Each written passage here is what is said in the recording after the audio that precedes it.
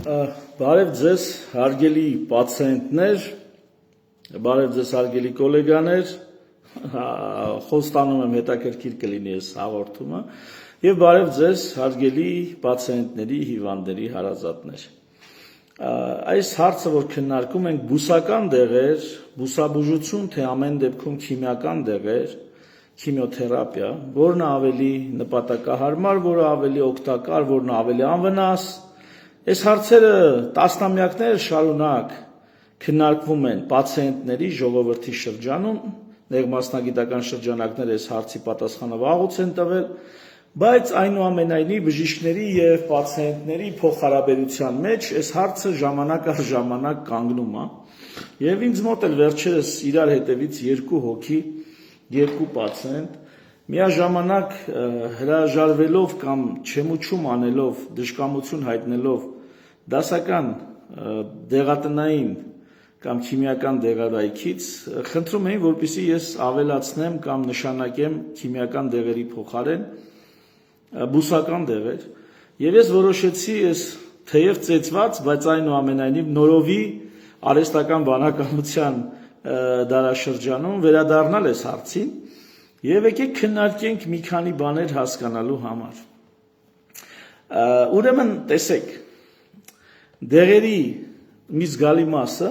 ըստ արհեստական բանականության տված տվյալների, այսօր դեղատներում վաճառվող և ինտենսիվ կիրառվող դեղերի 25%-ը դրանք բուսական ֆորմուլաներ են, բույսերից, բուսական աշխարհից ստացված ֆորմուլաներ են, կամ դրանց հիման վրա կատարելագործված դեղամիջոցներ։ Սա ընդունեք ի գիտություն։ Այսինքն, այսպես թե այնպես, մենք բույսերից չենք խորթացել, հեռացել, և բուսական դեղերն էլ, երբ որ ինչ-որ տեղ ունեն ազդեցություն, դա նրանցում գործող քիմիական ֆորմուլան է։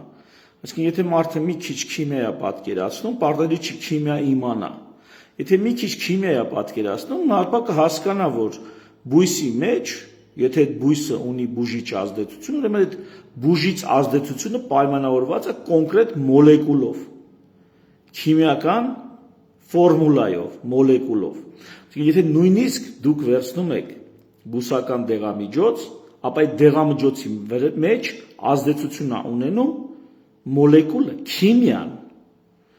Այնպես որ այնպես չի, որ կա ինչ-որ մատերիայի, նյութի գոյության ինչ-որ առանձնահատուկ վիճակ որպես բույս, և նյութի գոյության բոլորովին մի հատ այլ մատերիա որպես քիմիական պրեպարատ։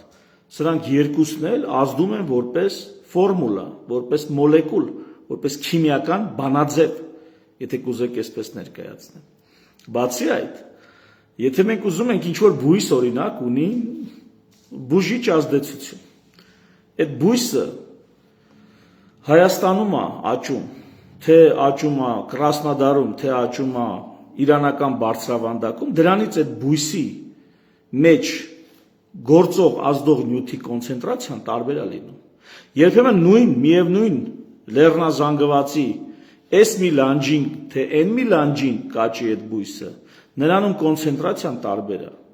Բացի այդ, բույսերում կան բազմաթիվ այլ խառնուրդներ, այլ նյութեր, մոլեկուլներ, որոնք իրենք ձեռքին ունեն իրենց ազդեցությունը կամ կողմնակի ազդեցությունը։ Բացի այդ, կախված թե այդ բույսերը որտեղ են աճում, այդ հողի մեջ եղած թե անցանկալի, թե վտանգավոր, թե էկոլոգիական ոչ այնքան ցանկալի կամ դուրեկան նյութեր, այսպես թե այնպես անցնում են բույսի կառուցվածքի մեջ, բույսի կազմության մեջ, և եթե տեղից դու դեղ ես ստանում հենց բուսական, չառանձնացնելով ֆորմուլան, մոլեկուլը, դու այդ ամբողջ զրթուզիբիլը բույսի հետ մտցնում ես օրգանիզմ։ Սա էլ կա։ Եվ փաստորեն բույսերն ինչ է, դոզան վերահսկելի չի, կողմնակի էֆեկտները վերահսկելի չի, այս տարվա բույսը, թե եկող տարվա բույսը լրիվ տարբեր դոզաներ ու ազդեցություն ունի, այս լանջինը աճե, թե մյուս լանջինը աճե, բոլորովին այլ արդյունավետություն ունի, եթե նույնիսկ որոշել ենք, որ բույսերով։ Բացի այդ, բույսերով, բույսերից ստանալ դեղը եւ ասենք 3 միլիոնանոց Հայաստանին ապահովել, սա լուրջ գլխացավանք է, եթե չխոսեմ ընդհանրապես երկիր մոլորակի միլիարդավոր բնակչությունից եւ 100 միլիոններով լինող պացիենտներից, հիվանդներից։ Այսինքն եթե առաջ ընդամենը մի քանի վերցնենք Հյուսիսային Ամերիկան, լրիվ մի քանի բնիկների ցեղախմբեր են ապրել, ամեն մեկը մի 50-60, ամենաշատը 100-150 բնակիչ ունեցող խմբերով, հա այդ մարդկանց միգուցե իրանց դաշտերում, ձորերում, սարերում աճող բույսերը լրիվ բավարար են եղել, բայց հիմա եթե այդ նույն երկրում ապրում է միայն ԱՄՆ-ում 300 միլիոն, հələ Կանադա, Մեքսիկա չհաշված, միայն իրանց երկրում 300 միլիոն մարդ է ապրում, այդքան մարդու համար այդքան բույս որտեղ ճարեն, ջերմոցներում աճացնեն, նո այդպես էլ է արվում։ Դեղեր կան, որոնք ստանում են ջերմոցներում աճացած բույսերից, այդպես էլ է պատահում։ Եվ սա որպես նախաբան, եւ ես հիմա արհեստական բանականությանը խնդրեցի տալ ամենահաճախ օգտագործվող դեղերը, որոնք ըստ էության բուսական ֆորմուլա են իրանցից ներկայացնում։ Ինձ համար էլ օրինակ ասպիրինի դեպքը զարմանալի է, ես հիմա դրանք կկարդամ ձեզ համար։ Ուրեմն տեսեք, ասպիրինը, ուրեմն պարզվում է ասպիրինը ունի բուսական ծագում։ Սպիտակ ուռենի, ինչպես պարզվել է, դեռ հին Եգիպտոսում եւ Հունաստանում, Հիպոկրատի ժամանակներում, ուռենու կեղևի եփուկը օգտագործում էին տենդի եւ ցավերի դեմ։ 19-րդ դարում, այսինքն 1800-ական թվականներին, քիմիկոսները կեղևից, ուռենու կեղևից անջատեցին սալիցիլաթթուն, այդ մոլեկուլը, որը ազդում է։ Սակայն այն ուժեղ գրգռում էր ստամոքսը, այո, սալիցիլաթթուն կարա էրոզիաներ առաջացնի, գաստրիտ առաջացնի, գրգռում, ասպիրինը նույնպես ստամոքսը գրգռող հատկություն ունի։ Ահա սալիցիլաթթուն հենց այն մոլեկուլներ, այն նյութներ, որը ուռենու կեղևը օգտագործելով, դրա թուրմը օգտագործելով, ստանում էին ցավազրկող եւ ջերմիչեցնող ազդեցություն։ Հազարավոր տարիներ հին Եգիպտոսից սկսած։ Եվ ահա 1897 թվականին Bayer ընկերությունը քիմիկոս Ֆելիքս Հոֆմանի կողմից սինթեզեց ավելի անվտանգ տարբերակը սալիցիլաթթվի, ացետիլ սալիցիլաթթուն։ Այն ասպիրինը, որ մենք հիմա օգտագործում ենք։ Այսօր ասպիրինը որպես ցավազրկող, ջերմիչեցնող օգտագործվում է աշխարհում, մեծ կիրառություն ունի։ Մեզ մոտ ավելի շատ, ավելի քիչ է կիրառվում։ Ավելի շատ ասպիրինը որպես ջերմիչեցնող կամ ցավազրկող օգտագործվում է այս կամ այն դեղի կազմության մեջ։ Ասենք, չգիտեմ, ասկոֆենի կազմության մեջ, կարծեմ ցիտրամոնի ազդեցության մեջ, վաղոց ցիտրամոնից չեմ օգտվել, չեմ նշանակել։ Այսինքն ասպիրինը մտնում այս կամ այն դեղի կազմության մեջ եւ լայն կիրառություն ունի, որպես արյունը, այսպես ասած, ջրիկացնող, որպես հակաագրեգանտ, այսպես կոչված արյունը ջրիկացնող դեղամիջոց, ցածր դեղաչափերով, ոչ այնպիսի բարձր դեղաչափերով, որով ջերմություն է իջացնում, ասենք 350 միլիգրամ, 500 միլիգրամ ջերմություն է իջացնում ցավազրկումը, ավելի ցածր 75-ից 150 միլիգրամ դոզաներով ասպիրինը հանդիսանում է, այսպես ասած ժողովրդական լեզվով, արյունը ջրիկացնող։ Խնդրեմ, ուռենու կեղևից ստացված, սինթեզված նյութ։ Հիմա ինչքան ուռենի աճացնենք, ամեն տարի կեղևն էլ էսած քերենք հանենք, դրանք եփենք, որ ստանանք ասպիրին, մեր 60 լրացած, 55-60 լրացած ժողովրդի մեծ մասը, թե սիրտանոթային նկատառումներով, թե զարկերակային ճնշումը բուժելու նկատառումներով, թե սրտի անոթները բուժելու, թե ինսուլտ կանխարգելելու նպատակով կամ հետինսուլտային բուժում որպես, թե շաքարային դիաբետի ժամանակ անոթային խնդիրները, թե ատերոսկլերոտիկ այդ նեղացումները անոթների կանխարգելելու նպատակով հազարավոր եւ 100 հազարավոր մարդիկ օգտագործում են։ Այդ ինչքան ուռենի աճացնես, այ բարդ։ Մանավանդ էլի եմ ասում, այն ինչ ուռենին է տալիս սալիցիլաթթուն, դա ունի ստամոքսի վրա խիստ վնասակար ազդեցություն։ Չես կարող ամեն օր օգտագործել։ Իսկ ացետիլ սալիցիլաթթուն, որը դրանից սինթեզված, դրանից արդեն դուրս բերված, ածանցված մոլեկուլն է, շատ ավելի անվտանգ է եւ շատ ավելի պակաս կողմնակի էֆեկտներով։ Հիմա որոշեք, ինչ անենք, բուստերով բուժեք, թե այնուամենայնիվ քիմիայով, թե դա նույն բանն է։ Նույն բանն է, բույսը իր մեջ ունի քիմիական ֆորմուլա։ Մի ուրիշ դեղամիջոց մորֆինը, բոլորը շատ լավ գիտեք։ Ուրեմն մորֆինը խաշխաշից, կակաչից է հատուկ տեսակի։ Ուրեմն ստեղծվում ափիոնի կիրառումը ցավը մեղմելու եւ քուն առաջացնելու նպատակով հայտնի է եղել հազարամյակներ առաջ Միջագետքում հին Հունաստանում։ Ավիցենան, մեծանից մոտ 1000 տարի առաջ, լեգենդար բժիշկ Ավիցենան իր վիրահատությունները արել է ափիոնով քնացնելով պացիենտներին։ Նարկոզ են տվել, այսպես ասած, ափիոնով։ Ես Վախթանգ Գարանյանի պատմություններում, պատմվածքներում եմ հանդիպել այս նկարագրությունը դեռ երեխա, պատանի ժամանակ, որ կակաչը անհանգիստ երեխաներին, որ լավ չեն քնում, գյուղական այդ մեր տատերը, տատու տատերը, կակաչի այդ կոկոնը վարսանդը տվել են երեխեքին, կերցրել են, որպես երեխեք քնեն, չխանգարեն։ Հիմա դրանից ստացել են մորֆին։ 1804 թվականին գերմանացի դեղագործ Ֆրիդրիխ Սերտյուները պատմության մեջ առաջին անգամ բույսից անջատեց մաքուր ալկալոիդը եւ այն անվանեց հունական երազների աստված Մորփեոսի պատվին։ Սա հեղափոխություն էր, քանի որ բժիշկները ստացան ուժեղ ցավային շոկերը կանխող ճշգրիտ ներերակային դեղամիջոց։ Խնդրեմ։ Այս մեր բժշկությունը նես չի, որ պոզով պոչով լուսնի չայ չէ, որ հատուկ մատերիայի հետ է շփվում։ Սա այդ նույն բուսաբուժության, բուսական միջոցների զարգացումն է, ինչպես ձեր այսօր հակած կոշիկները տրեխի զարգացումն են։ Հիմա որն է լավ։ Ձմռանը տրեխ հագնենք, թե այնուամենայնիվ սապոգներ, այսպես ասած։ Հələ որոշեք։ Քինին։ Ուրեմն քինինը, քինածառ։ Հարավային Ամերիկայի ինկերը դարեր շարունակ օգտագործում էին քինածառի կեղևի փոշին դողերոցքը բուժելու համար, տենդը դողերոցքը բուժելու համար։ Թեև քինինը դողերոցք բուժելու համար չի, ուշադիր։ 17-րդ դարում ճիզվիտ միաբանները բույսը բերեցին Եվրոպա, որտեղ այն փրկեց միլիոնավոր կյանքեր մալարիայից։ 1820 թվականին ֆրանսիացի գիտնականներն առանձնացրին մաքուր քինինը, որը երկար ժամանակ մնաց աշխարհում մալարիայի դեմ միակ արդյունավետ զենքը։ Այսինքն քինինը, որը քինածառից են ստացել, առանձնացրել են մոլեկուլը, դա դարով, մոտ 200 տարի,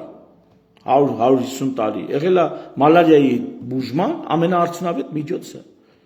Մինչև այդ սարսափելի բարդ է եղել եւ մալարիան մեծ մահացություն է ապահովել, մեծ մահացություն։ Մենք անցել ենք մալարիայի բուժման մի խոսքով խնդիրները, այսօր համարյա չկա մալարիա մեր տարածաշրջանում, համարյա չկա, դա թեթև եք նայում։ Բայց էլի բույսից է սկսել այդ ամեն ինչը։ Եվ այլ ավելի արդյունավետություն ձեռք բերել Արտեմիզինը հիմա օգտագործվում է, արտեմիզինին։ Ուրեմն միամյա բույս է, արդեն 20-րդ դարի ամենաազդեցիկ բժշկական հայտնագործություններից է էլի մալարիայի բուժման, շատ ավելի արդյունավետ մալարիայի բուժման։ 1970-ականներին, չինական ավանդական բժշկության մեջ այս բույսը տենդի դեմ կիրառվել է դեռ ՄԹԱ երկրորդ դարից։ Երբ որ ասում տենդի դեմ, ինչ նկատի ունի, այսինքն դեն ժամանակ չեն իմացել մարդու տենդը, որ այդ երրորդյա տենդ է ենթադրենք ունենում, էդի մալարիայից է թե վիրուս է տանում, չեն իմացել, քանի որ մալարիայից շատ հաճախ է եղել տենդը, այս դեղերը օգնել են, բայց այս դեղերը հենց մալարիայի տենդին են օգնում, ոչ թե ասենք վիրուսային տենդին կամ չգիտեմ այլ բակտերիալ տենդի։ Ուրեմն օգտագործել են երկրորդ դարից մեր թվարկությունից առաջ չինացիները։ 1970-ականներին Վիետնամի պատերազմի ժամանակ չինացի հետազոտող, այդ ժամանակ կրիզիս է եղել, դեղերի դեֆիցիտ է եղել, ուրեմն չինացի հետազոտող Տու Յուն հին ձեռագրերի հիման վրա վերամշակել է բույսից նյութի ստացման եղանակը, թե ինչպես այդ ուրեմն արտեմիզինինը ստանա, միամյա դառնատխուր կամ օշինդեր Artemisia annua, այդպես է կոչվում այդ բույսի անունը, ոնց դրանից ստանա այս դեղը, եւ ինչա արել եւ ստացել է այսօր ամենաարդյունավետ միջոցն է, ինչն է հետաքրքրաշարժ 2015 թվականին այս տու յույուն Նոբելյան մրցանակ է ստացել բժշկության եւ ֆիզիոլոգիայի մեջ 2015 թվականին հենց այս հայտնագործության համար, որտեղ շատ անբարենպաստ պայմաններով, կենսամակարդակի ցածր պայմաններով երկրներում մալարիա, որտեղ մալարիան գերխնդիր է, այս դեղը դարձել է փրկություն։ Կյանքեր է փրկի հազարներով, 100,000-ներով, միլիոններով։ Դիգոքսինը սրա ծագումն է հետաքրքիր, բժիշկները շատ լավ գիտեն դիգոքսինը, դա սրտամկանի կծկման ուժը լավացնող դեղամիջոց է, հատկապես սրտային անբավարարության պացիենտների մոտ։ Ուրեմն ծիրանագույն մատնոցուկ դիգոքսին 1785 թվականին անգլիացի բժիշկ Ուիլյամ Ուիթերինգը նկատեց, որ մի ժողովրդական բուժարար կին հաջողությամբ բուժում է սրտային այտուցները, ջրգողությունը։ Դե տատին չգիտի ինչ է բուժում, կամ այդ կինը չգիտի ինչ է բուժում, բժիշկը գիտի, որ սրտային այտուց է։ Նա գիտի, որ ջրգողություն է, ոտերն ուռել է, այտուցվել է, հիվանդի շունչը կտրվում է, պարկում է, խեղդվում է, նստում է, շունչը վերականգնվում է, այդ այտուցները բուժում է։ Այդ բուսական թուրմերով, ուսումնասիրելով բաղադրությունը, գիտնականը պարզել է, որ գաղտնիքը մատնոցուկ բույսն է, չնայած բույսը խիստ թունավոր է։ Բայց ճիշտ ցածր դոզաներով անջատված դիգոքսինը մինչև այսօր օգտագործվում է սրտային անբավարարությունների բուժման մեջ, հարգելիներս։ Պակլիտաքսել խաղաղօվկիանոսյան կենի հակաուռուցքային պրեպարատ է 1960-ական թվականներին ԱՄՆ քաղցկեղի ազգային ինստիտուտը լայնամասշտաբ ծրագիր սկսեց, այսինքն որ մեր ժողովուրդը ասում է, արի մի հատ հլը հասկանանք, փնտրենք, գտնենք, միջև մենք կփնտրենք, կգտնենք 1960 թվականին ԱՄՆ քաղցկեղի ազգային ինստիտուտը լայնամասշտաբ ծրագիր է սկսել ստուգելու հազարավոր բույսերի հակաքաղցկեղային հատկությունները։ Եթե այսօր լինի մի հատ բույս, որը իր մեջ ունի իրոք բուժական ազդեցություն, որը անփոխարինելի է, այսինքն այլ միջոցների հետ հարցը չեն լուծում կամ ավելի լավ է լուծում, համոզված եղեք, դեղ ֆիրմաները միլիարդավոր դոլարներ կծախսեն այդ բույսից նրա ազդող, նրա մեջ եղած մոլեկուլը հայտնաբերելու եւ նոր դեղեր ստանալու համար։ Նամանավան տարվա վրա ել ավելի դժվար է դառնում նոր դեղամիջոցներ հայտնաբերվելը, նոր ֆորմուլաներ գտնելը։ Շատ դժվար է դառնում։ Թեև արհեստական բանականությունը կարծես կարող է այս իրավիճակի մեջ բան փոխի, նու կապրենք կտեսնենք։ Ահա ուրեմն կենի ծառի կեղևի էքստրակտը ցույց տվեց ֆենոմենալ արդյունք կանգնեցնելով քաղցկեղային բջիջների բաժանումը։ Այսօր պակլիտաքսելը հանդիսանում է քիմիաթերապիայի, այդ քիմիան, որ ասում ենք, դա բույս է, սկիզբը բույսն է։ Ուրեմն քիմիաթերապիայի հիմնական դեղերից մեկը կրծքագեղձի, ձվարանների եւ թոքի քաղցկեղի բուժման մեջ։ Այդ քիմիաթերապիան դա բուսական ֆորմուլա է, մոլեկուլ է, որը 60-ական թվականներին հայտնաբերել են ամերիկացիները։ Ատրոպինը, լսած կլինեք ատրոպինը, բելադոննա կամ շնախոտ, բելադոննա նշանակում է գեղեցիկ կին, վերածննդի դարաշրջանում կանայք բույսի հյութը կաթեցնում էին աչքերի մեջ, բիբերը լայնացնելու եւ ավելի գրավիչ տեսք ստանալու համար։ Քանի որ բելադոնան ոչ միայն բիբն է լայնացնում, այլ նաեւ ոսպնյակի վրա է ազդում, բելադոնա կաթասած կինը, այդպես բիբերը լայն, ավելի գեղեցիկ է երևում, ոչ միայն ավելի գեղեցիկ, երբ որ մարդը ձեզ նայում է ու բիբերը լայնացած են, դուք տպավորություն եք ստանում, որ ինքը առավել ուշադիր եւ առավել հմայված, ավելի ձեզանով տարված է ձեզ նայում։ Նույն հայացքը բիբերը նեղացած դա ոչ այնքան այսպես հրապուրիչ է եւ այդ նույն հայացքը բիբերը լայնացած դա արդեն ավելի հրապուրիչ հայացք է, որտեղ տպավորություն է ստանում, թե այդ մարդը քեզանով հետաքրքրված է։ Ահա ատրոպինը կաթացնելով բելադոնայի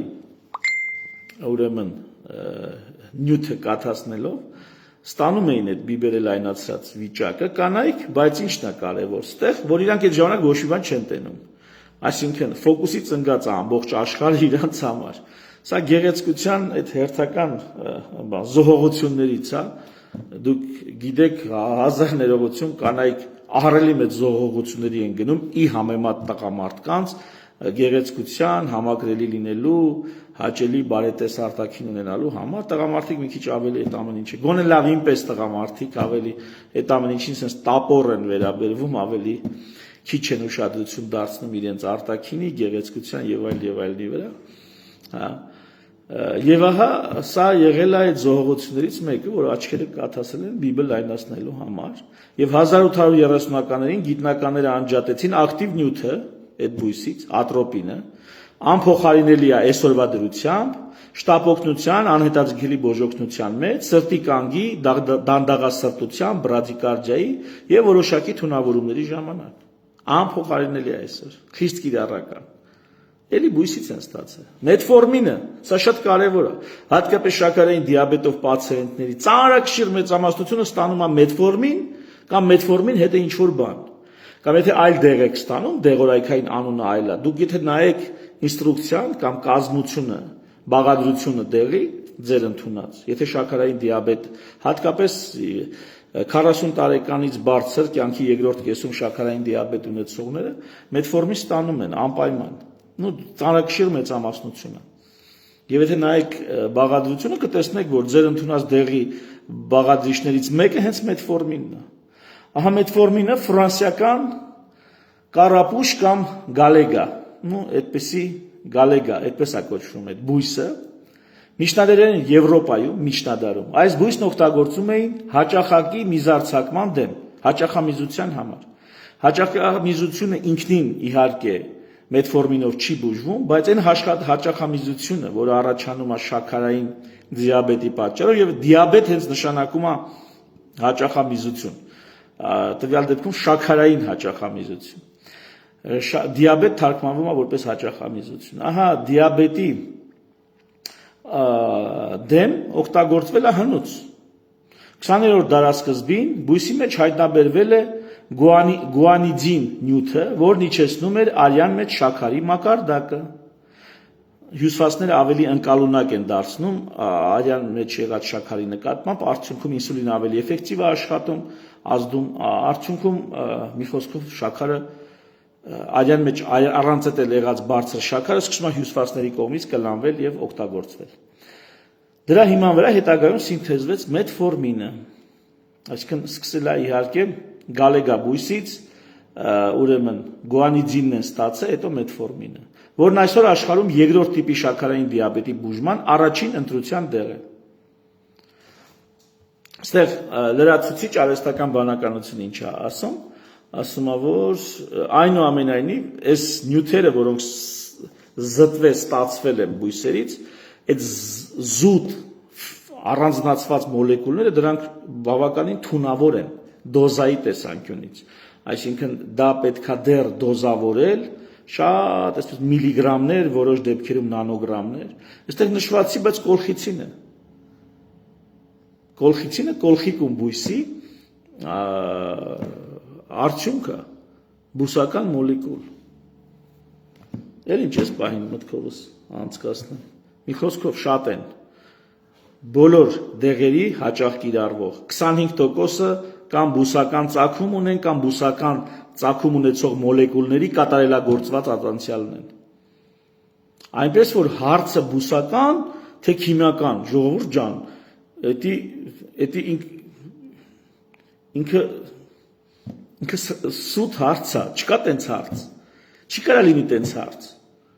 Եթե բուսականը, ուրեմն քիմիական է, եթե քիմիականը ամենայն հավանականությամբ, չէ, բայց եթե կան դրա բույս, ուրեմն դրա քիմիան էլ կա։ Եթե կա աշխարհի վրա հայտնի բույս, որը կարա ունենա բուժիչ ազդեցություն, ապա դրա քիմիան արդեն իսկ կա։ Դրա լաբորատոր եւ գործարանային արտադրությունը արդեն իսկ գնում է։ Եվ դրանք ըստ էության նույն բաներն են։ Եվ ասել բուսական դեռ չի նշանակում անշարժ։ Մորֆին էլ է բուսական։ Հետո շատ դեղեր կարող են լինել ասպիրինը, Սոված փորին դոզան չարաշահելով օգտագործես, խոցը գաստրիտը պատրաստ է, էրոզիան պատրաստ է։ Նույն դիգոքսինը, այդ որ սրտային անբավարարության ժամանակ ունի ինոտրոպ դրական, սրտի ուժը բարձրացնող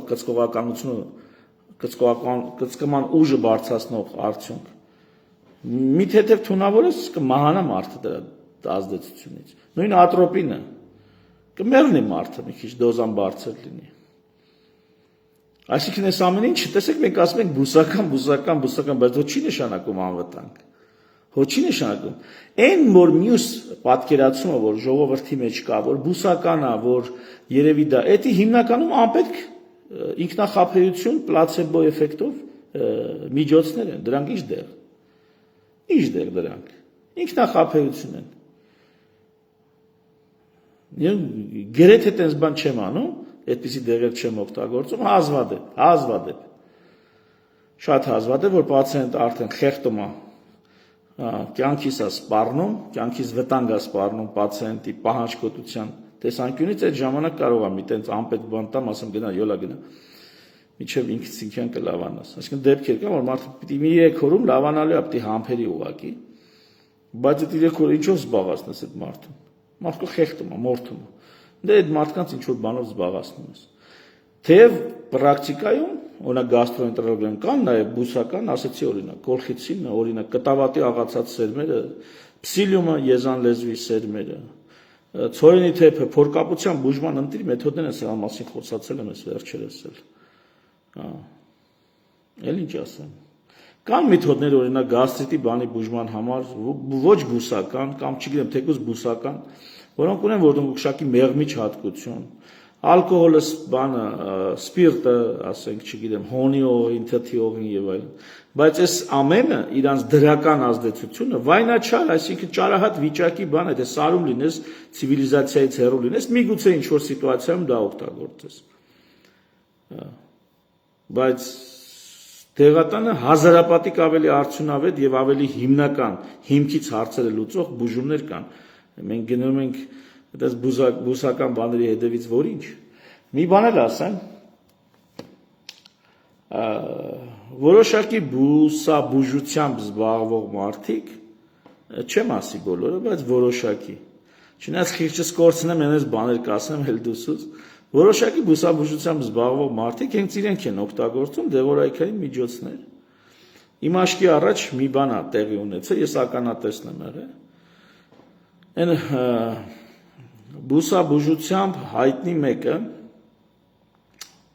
որը բույսերով փսորիազեն բուժում է, լսել եք, չէ՞, փսորիազեն բուժում ենք անում։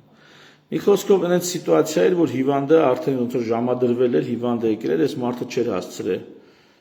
նախապատրաստվել, ինչպես հարկն է, իսկ ինչի մասն է խոսքը։ Մի խոսքով մտավ դեղատուն, իբրև թե մեղրից պատրաստված դեղերով է բուժում, այսպես տարա էր,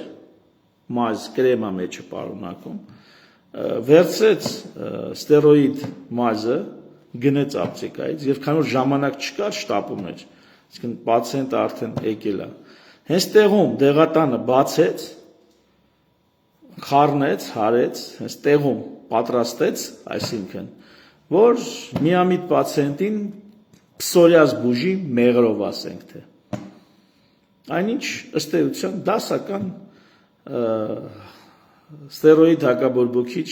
դեղամիջոց էր խառնում դեղին, որը ցանկացած մաշկաբան կնշանակեր իհարկե, բայց ոչ այդպիսի պաթետիկ, ճոռոմացված եւ հրաշագործ երանգներով ներկայացնելով իր սովորական բժշկական արարքը։ Այսպիսի բաներ էլ կա։ Մի խոսքով շատ երկարացրինք, համենայն դեպս ժողովուրդ ջան, եթե բույս, ուրեմն իմացեք, եթե բույսը ազդում է, ուրեմն նրանում կա քիմիական ֆորմուլա։ Եվ եթե քիմիական դեղեր ենք օգտագործում, դրանք ոչ այլ ինչ են, քան հենց այն դեղերը, որոնք բույսերում, այն նյութերը, որոնք բույսերում ազդել են, էֆեկտիվություն են ցույց տվել, բայց արդեն ավելի վերահսկելի դեղաչափերով, կանխատեսելի կողմնակի ազդեցություններով, իսկ եթե բուսական, ուրեմն ալտերնատիվը բնության մեջ չի եղել, այլ մեթոդներով, պենիցիլինը, հա, պենիցիլինը ինչա սնկից է առաջացել, բուսական չի իհարկե, բայց սնկից է առաջացել պենիցիլինը։ Հիմա բույսերի մեջ դրա ալտերնատիվը չենք գտել, դեպքում սնկից են վերցրել, բայց հիմքը գաղափարը վերցնելով սնկից դա կատարելագործ է կամ ցեֆալոսպորիններ էլի սնկից են վերցրել, ցեֆտրիաքսոնը, ռոցեֆինը, այն կարգին հաղորդում կա, չի ասում ինչ դեղավոր, ասում ռոցեֆին, այդ ռոցեֆինը դրանք սնկից են վերցրել։